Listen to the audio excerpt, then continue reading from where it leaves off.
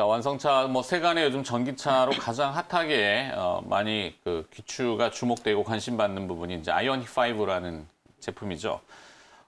과연 내용들이 어떻게 되고 진행되고 있는지 자동차 애널리스트 한번 모셔놓고 이야기 자세하게 한번 들어보겠습니다. 유진투자증권 리서치센터 자동차 섹터 애널리스트입니다. 이재일 연구원 자리했습니다. 어서 오십시오. 안녕하십니까? 네. 자, 뭐 EGMP, 이 전기차 생산 시설 표준화의 기반 이렇게 됩니까? 첫 번째 전기차 아이오닉 5가 이제 곧 나올 것 같은데 이 전기차 하면은 상징성의 아이콘이 테슬라잖아요. 네. 네, 테슬라나 여타 그 완성차 업체들의 타사 전기차와 비교했을 때 어느 정도 위치에 있는지 위치라고 하면 좀 그렇지만 뭐 평가를 어떻게 받고 있는지 좀 설명 좀 부탁드려보죠. 뭐 현재 이제 나와 있는 모델들하고 좀 비교를 하자면은 이제 대표적으로 경쟁 모델을 할 수 있는 게 폭스바겐의 ID3, ID4 같은 모델들이 있고요. 네. 그리고 뭐 미국의 GM 같은 볼트 EV, 뭐 볼트 EUV 이런 모델들을 좀 들 수 있습니다. 그래서 이런 완성차 업체들에 나와 있는 전기차랑 비교를 한다면은 그거보다는 좀 경쟁력이 확실히 월등히 높다라고 좀 판단이 되고요. 테슬라 모델 Y랑 비교를 하자면은 아무래도 이젠 주행거리나 아니면 이제 가속 성능 이런 측면에서 좀 부족한 부분이 있지만 차량 완성도나 가격 경쟁력 측면에서는 아이오닉 5가 높기 때문에 다른 경쟁사 대비해서 확실히 높고 테슬라랑도 좀 비견할 수 있는 이런 정도의 지금 위치를 하고 있다라고 판단이 됩니다. 모델 Y면은 약간 그 SUV, CUV 이런 급 모델 형태 아닌가요? 네, 맞습니다. 아이오닉 5도 마찬가지죠. 아이오닉 5도? 네. 자, 그러면 이제 하드웨어적인 것들하고 디자인적인 것들하고 좀 디테일하게 분석을 한번 들어가 볼 텐데요. 파격적인 디자인 컨셉, 외부, 내부 디자인 나눠서 좀 설명을 부탁드려보죠. 네. 일단 뭐 외부적인 디자인은 굉장히 좀 미래지향적으로 디자인을 했습니다. 그러니까 좀 굉장히 좀 각진 형태를 강조를 많이 해가지고 기존의 이제 내연기관 차량을 좀 디자인적으로 굉장히 좀 차별화를 뒀고요. 그리고 외향적으로 이제 굉장히 눈에 띄는 부분 중에 하나가 이제 사이드 미러를 이제 카메라 형태로 바꿨고요. 그리고 문 손잡이 같은 경우도 매립형으로 이제 바뀌면서 외부적으로는 굉장히 어떤 기술적인 트렌드를 확실히 따라가는 모습을 많이 보여줬습니다. 내부적인 측면을 보게 되면은 내부 디자인 자체는 이제 굉장히 좀 크게 달라진 부분은 없었습니다. 기존에 이제 디자인 컨셉이 유지가 됐는데 실용성 측면에서는 굉장히 많이 강조가 되고 있습니다. 내부 공간이 넓기 때문에 그 부분을 이제 최대한 활용할 수 있는 디자인들을 많이 했고요.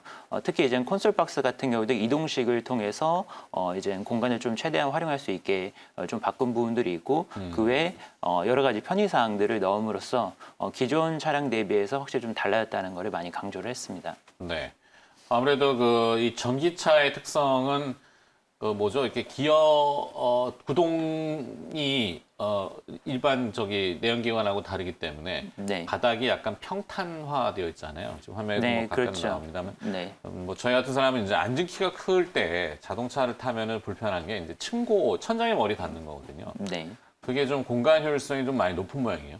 그 예전에는 아무래도 내연기관차 파생 모델들이기 때문에 그 배터리를 실는 공간 자체가 상당히 좀 애매한 부분이 있었습니다.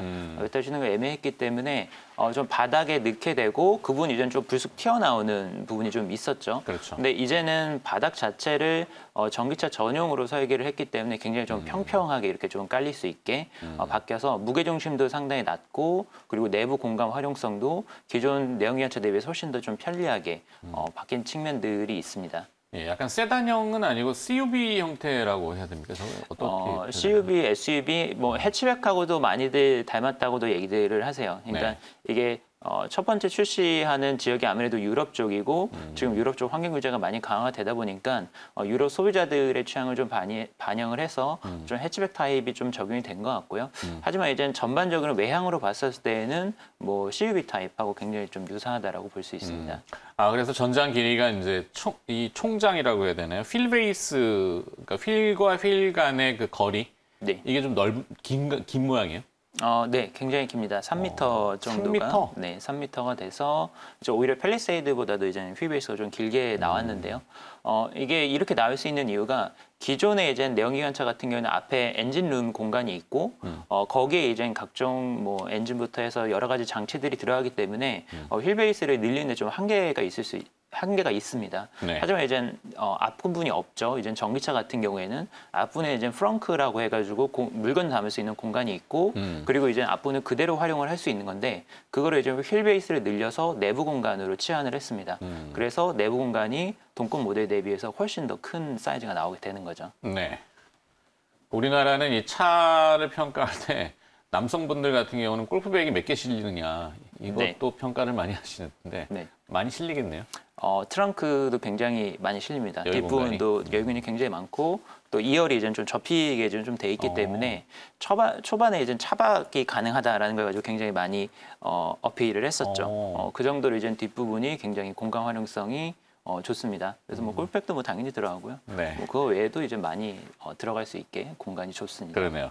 이 V2L 기술이라고 하는데 보통 V2X는 저희가 차량과 차량 간의 통신 기술 네. 이렇게 얘기하는데 V2L은 어떤 의미죠? 이건 Vehicle to Line이라고 해가지고 라인. 차량 내부의 전력을 이용을 해서 외부 전자기기를 구동을 할 수 있는 이런 기능들입니다. 네. 그래서 CF 보면 막 TV도 뭐 숲에서 보고 무슨 포트, 전자레인지 막 갖다 이렇게 붙여서 쓰는 네, 그걸 그거를 얘기하는 다 활용할 수 있고 그리고 내부에서도 이제 뭐 공기청정기나 아니면 미니 냉장고 뭐 이런 것들을 또 구동을 할 수 있기 때문에 이것도 이제 신기술로 적용이 됐습니다. 뭐 테슬라 같은 경우랑 또 차별화가 되는 점이죠. 그러네요. 테슬라는 그런 걸 본 적은 없는데 네. 아이오닉 5는 약간 뭔가 조금 더 이 창의적인 의미가 있네. 자, 두 번째로 넘어가 볼까요? 가장 빠른 충전 속도. 이것도 굉장히 중요하잖아요. 네. 전기차 같은 경우는 하세월 걸린다 그러면 뭐 이게 참 어려운데 충전소도 많지 않은데 충전하는데 속도도 오래 걸리고 이러면은 굉장히 불편할 텐데 충전 속도가 빠릅니까? 충전 속도가 굉장히 빠릅니다. 지금 현재 나와 있는 차 중에서는 가장 빠른 충전 속도를 가지게 됐는데요. 이게 기존의 전기차들 같은 경우는 대부분 400V 시스템이 적용이 됐었기 때문에 충전 속도가 이제 향상이 되는데 좀 한계가 있었는데요. 아이오닉 5 같은 경우에는 800V 시스템이 적용이 됐습니다. 전압 자체가 이제 2배로 올라가게 되는데 기존 코나 EV 대비해서는 최대한 3배 정도까지 충전 속도가 빨라져서 200kW까지 이제 충전이 가능하게 됩니다.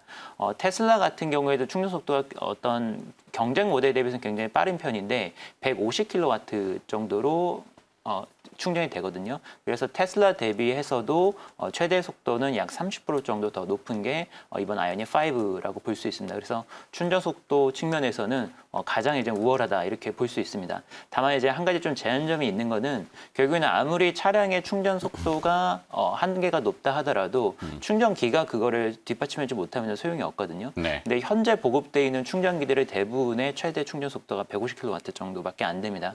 그래서 아직까지 이제 최대 성능을 발휘하기는 좀 인프라적인 측면이 좀 부족한 게 있고요. 현대차의 하이차저 같은 경우는 350kW까지 최대 충전이 가능하기 때문에 네. 그게 좀 많이 보급이 되면은 굉장히 이젠 기존 모델 대비해서 엄청 빠르구나 좀 이렇게 느낄 수 있을 것 같습니다. 하이차저라는 건 뭐 테슬라로 치면 슈퍼차저의 개념 이렇게 슈퍼차저의 개념이죠. 네, 빠르게 충전하는 네. 좋아요. 자, 셋째 가격 경쟁력을 좀 볼까요? 그러면은 보조금을 받으면 가격이 얼마 정도 되는지 경쟁 모델 대비해서 가격 경쟁력이 우위에 있는 건지. 가격 경쟁력은 상당히 우위에 있다라고 보입니다. 일단 국내 가격 기준으로 본다면은 일단 롱레인지 익스클루시브 모델이 5,200만 원으로 이제 스타팅 프라이스가 설정이 됐고요. 롱레인지는 이제 주행 거리, 가는 거리를 얘기하는 겁니다. 그렇죠. 버전이 이제 스탠다드 버전하고 롱레인지 버전이 있는데 이제 저희가 소위 말하는 430km를 갈 수 있는 국내 기준으로 이게 롱레인지 버전이 됩니다. 한 번 충전에 부산 가느냐 못 가느냐 맨날 그렇게 얘기하더라고요. 네, 부산이 400, 그렇죠. 한 50km 정도. 그 정도 되죠. 되니까. 그러니까 이제 뭐 한 번 충전하면은 약간 좀 미달하는 정도죠. 그래서 430km를 갈 수 있는 롱레인지 기준으로 5,200만 원이고요. 네. 이제 근데 테슬라 같은 경우는 모델 Y 롱레인지가 기본 프라이스가 6,999만 원입니다. 그래서 여기서 기본적으로 가격 차이가 거의 한 1,800만 원 가까이 나게 되고요. 네. 그리고 국내 보조금 기준상 차량 가격에 따라서 보조금이 나오는 금액이 다른데 차량 가격이 6천만 원을 넘어가게 되면은 보조금이 절반밖에 지급이 안 됩니다. 800만 원 중에서 400만 원밖에 안 나오는 거기 때문에 여기서 또 추가적으로 400만 원 정도 차이가 납니다. 그래서 국내 기준으로는 약 2천만 원 이상 아이오닉 5가 모델 Y보다 더 싸다라고 좀 볼 수 있을 것 같고요. 글로벌 시장에서 이제 제일 중요한 시장 중 하나가 이제 미국 시장인데요. 미국 시장 기준으로 가게 되면은 가격 차가 더 이제 벌어지게 됩니다. 이게 왜 그러냐면은 테슬라 같은 경우는 현재 미국 시장에서 보조금을 받을 수가 없습니다. 왜냐하면 미국에서 총 20만 대 한도로 7,500달러의 텍스 크레딧을 지불을 해주고 있는데 지금 그게 끝났거든요. 그래서 테슬라는 7,500달러 못 받고 현대차의 정비차를 구입하면 미국 소비자들이 7,500달러를 받을 수 있기 때문에 그거를 또 감안하면은 훨씬 더 이제 가격 차는 많이 벌어지게 되겠죠. 그래서 가격 경쟁력은 굉장히 이제 우위에 있다라고 보입니다. 소비자들의 합리성을 따져본다면은 구매 욕구가 분명히 있겠네요. 네. 국내 사전 예약도 지금 한 3만 대 가까이 되죠. 첫날 2만 5천 대 정도를 받았고요. 지금 현대차가 올해 국내 판매 목표가 2만 6,500대이기 때문에 첫날 이미 거의 다 판매가 끝났다라고 볼 수 있고 거기에서는 추가적으로 또 들어와서 3만 대 이상 현재 대기 수요가 있는 걸로 알고 있습니다. 네. 자, 가장 아쉬운 부분은 주행거리라고 이제 포인트가 되는 것 같은데 어쩔 수 없는 이 테슬라와의 기술 격차, 거기에 좀 더 들어가면은 뭐 자율주행과 관련된 이슈, 그다음에 BMS라고 하는 배터리 매니지먼트 시스템, 이런 것들은 조금 어떻게 더 냉정하게 한다면요? 초기에 이젠 스펙이 공개가 됐었을 때 주행거리 때문에 좀 실망했다는 반응들이 좀 있었습니다. 왜냐하면은 유럽 기준으로 500km 이상 주행거리가 나온다라고 좀 예상들을 했었는데 실제로는 430km밖에 안 나오면서 주행거리가 예상한 것보다 그리고 기존에 광고한 것보다 좀 낮은 거 아니냐 좀 이런 반응들이 있었습니다. 그래서 저도 처음에는 주행거리가 너무 짧은 거 아닌가라고 생각을 했는데 약간 좀 오해였던 부분들이 좀 있었던 것 같아요. 일단 첫 번째는 이번에 코나 EV 화재 때문에 주행거리를 좀 보수적으로 책정한 부분이 있습니다. 아무래도 이제 자동차 화재 사건이 배터리 쪽에서 나게 되면은 배터리의 최대 충전 용량에 낮춰가지고 배터리의 과부하를 줄여주는 방향으로 좀 책정을 할 수밖에 없는데 그 부분이 좀 약간 영향을 미친 것 같고요. 근데 최종적으로 이제 만약에 이제 코나 EV의 화재 원인이 배터리 제조 쪽으로 문제가 된다라고 한다면은 굳이 이제는 최대 충전 용량을 낮출 필요가 없겠죠. 그렇게 되면 여기서 차후에 또 조치를 통해서 올릴 수 있는 부분이기 때문에 이 부분은 좀 조정이 가능할 것 같고요. 그리고 이제 VTA 기술 같은 경우에도 사실은 이제 좀 배터리에 좀 영향을 줬던 것 같습니다. VTA 같은 경우에는 배터리의 전력을 활용해서 외부에 있는 전자기기들을 이제 충전을 하는 기술들인데 이걸 활용하게 되면 당연히 이제 배터리 전력을 외부 전원으로 나가기 때문에 실제 주행거리가 좀 줄어드는 게 좀 나타날 수밖에 없죠. 그래서 이런 거를 또 감안해가지고 배터리를 또 용량 자체를 좀 보수적으로 책정한 걸로 좀 이렇게 판단이 됩니다. 그리고 또 한 가지 또 염두에 둬야 될 부분이 과거에 이제 현대기아차의 전기차를 실주행거리랑 표시주행거리라는 테스트를 해봤을 때 표시주행거리 대비해서 실주행거리가 더 길었었던 모델로 이제는 좀 평가가 됐었습니다. 노르웨이에서 이제 테스트를 했었던 부분인데요.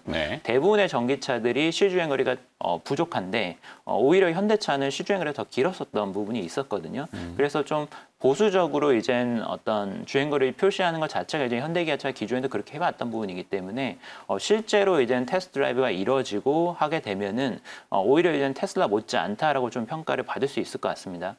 해외에서도 좀 반응들을 보게 되면은 현재 나와 있는 전기차 중에서 에너지 효율성 측면에서 테슬라랑 비교할 수 있는 거는 현대차 아이오닉 5밖에 없다라고 좀 평가가 될 정도로 굉장히 좀 평가를 높게 받고 있기 때문에 이 부분은 좀 초기에 약간 오해가 있었던 것 같고 실제로는 굉장히 좀 나쁘지 않다 이렇게 판단이 됩니다. 네. 자, 그럼 결론을 좀 지어봐야 되는데 저런 아이오닉 5라고 하는 상징성의 모델이 좀 나왔고 현대차 초실적하고 주가 전망은 그러면 어떻게 영향을 좀 받을 것 같습니까? 일단 뭐 전기차 같은 경우는 지금 점유율 경쟁이 굉장히 치열하게 일어나고 있기 때문에 전기차 시장에서 점유율 늘린다라는 거, 밸류에이션 프리미엄에서 분명히 좀 영향이 있을 것으로 판단이 되고요. 앞으로의 실적 같은 경우에도 올해 뭐 현대차, 기아차뿐만 아니라 자동차 산업 전반적으로 작년에 어떤 부진을 딛고서 올해 실적이 큰 폭으로 개선되는 모습을 보여줄 수 있을 것으로 보고 있습니다. 그래서 실적 전망 상당히 긍정적으로 보고 있고요. 근데 현재 시점에서 이제 조금 더 포커스를 맞춰야 되는 것은 완성차도 굉장히 긍정적이지만 부품사들에도 좀 관심을 가질 필요가 있다라고 그렇죠. 보고 있습니다. 네. 통상적으로 봤었을 때 완성차 주가가 먼저 오르고 그 다음에 이제 부품사들이 주가 실적이 따라오는 모습을 나타내는데 올해 1, 2월 달에 굉장히 완성차들이 핫했었죠. 좀 부품사들도 또 이제 관심을 가져야 될 타이밍이 아닌가 좀 생각을 하고 있습니다. 그래서 현대차고를 구조적으로 변화를 하고 있기 때문에 현대모비스와 현대위아 수혜를 볼 수 있을 것으로 보고 있고요. 현대모비스하고 현대위아. 네, 현대모비스와 현대위아 구조적으로 수혜를 볼 수 있을 것으로 보고 있고 그리고 한원 시스템 같은 경우에도 히트펌프 시스템 같은 어떤 첨단 친환경 관련된 부품들을 공급을 하고 있기 때문에 여기서 또 수혜가 굉장히 또 불가하게 될 것 같습니다. 이외에도 이젠 아이오닉 5 같은 경우는 전장 부품들도 이제 굉장히 많이 착용이 됐고 그리고 친환경 소재를 사용했다는 점이 또 굉장히 좀 많이 강조를 했기 때문에 내장재 업체들도 또 이제 상당히 또 부각을 받게 될 것 같고요. 그리고 전면에 이제 LED 등을 굉장히 좀 많이 활용했다는 점에서 라이팅 업체들도 또 관심 있게 볼 필요가 있을 것으로 보입니다. 네, 자, 아이오닉 5 출시와 맞물려서 또 자동차 전반적인 것을 다 훑어봤습니다. 유진투자증권 리서치센터 자동차 애널리스트 이재일 연구원이 수고해 주셨습니다. 고맙습니다.